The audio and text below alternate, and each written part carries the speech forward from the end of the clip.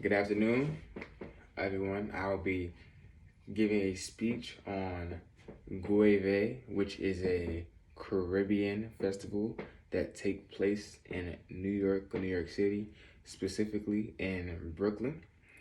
Um, Looking back in time, we learned that during the 20th century, a lot of Caribbean immigrants had settled from all islands all the way into Brooklyn, Harlem, creating these vast and vibrant communities where they were immediately accepted. And till this day, these communities have such a heavy West Indian descent. So the festival was started by a Trinidadian native named Jesse Wardell.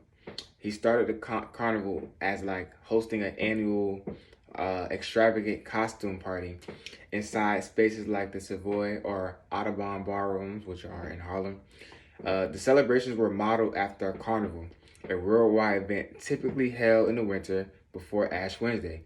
But unlike all these other celebrations across the islands, New Yorkers had celebrated it indoors as the city cold weather prevented them to party comfortably. So, as time goes forward, present day, when you go to a festival now, most of them are outside. They actually have a kind of parade type aspect to it, in which on that day, women especially, they dress up in these costumes from each island. You rep your colors, and they'll take up the whole block for a day and almost do a parade type of situation. But as we look into it, the confining of this extravagant carnival into a room did not bode well for many celebrants.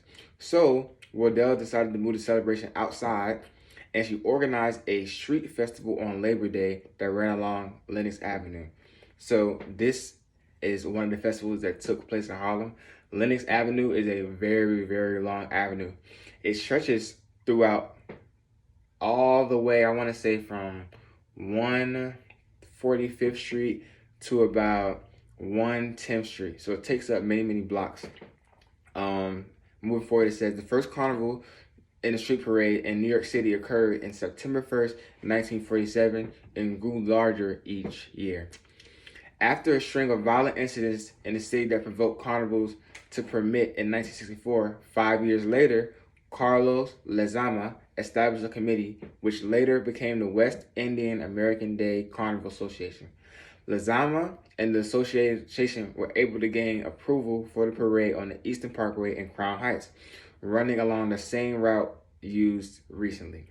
So, the former president, William Howard, passed away last year after serving the committee since 2014.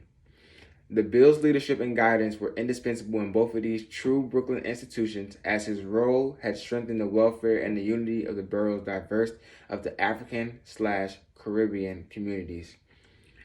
So this holiday does more than just show the pride off of Caribbean or West Indian descent culture.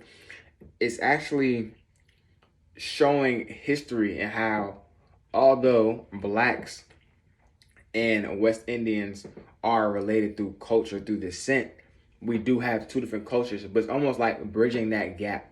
So from the 1930s to present day, we see that the bridging of that gap. So it became something important. For me personally, although I am not of West Indian descent, many of my friends are of West Indian descent.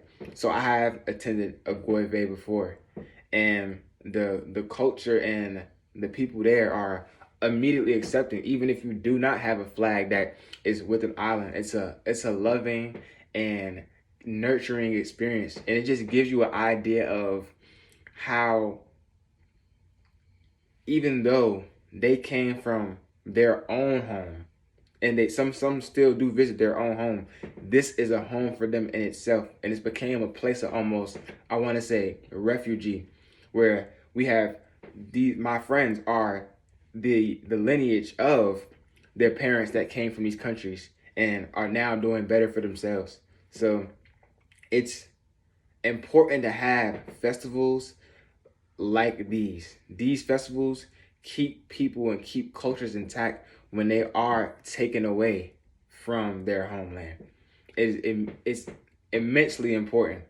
So I can't stress that enough, that without parades or even like a Cinco de Mayo, things like that. We have to keep those things intact. It helps the well-being of this diverse country we live in, but also it helps keep us unified as that diverse country. So that's all I have to say. I hope you enjoy my speech on Goy Day, the Caribbean Festival, and I hope everyone has a great day.